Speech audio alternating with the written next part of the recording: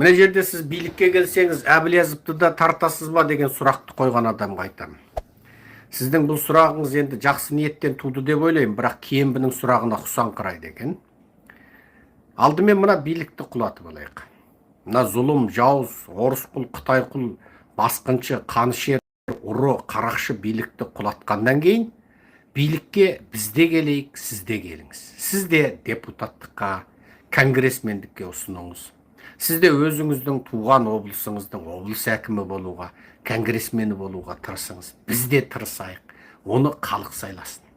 Сондықтан анаған қалай қарайсыз, мынаны бүйтесіз ба, ананы әйтесіз ба деп билікті құлатпай тұрып, алдымен ана аспандағы ұшып бара жатқан құсты атпай тұрып, соның сорпасын қайтып дәмдейік деген сияқты әңгіме. Аюды атып алмай тұрып, аюдың жаңағы терісін бөліске салған сияқты әңгіме болады.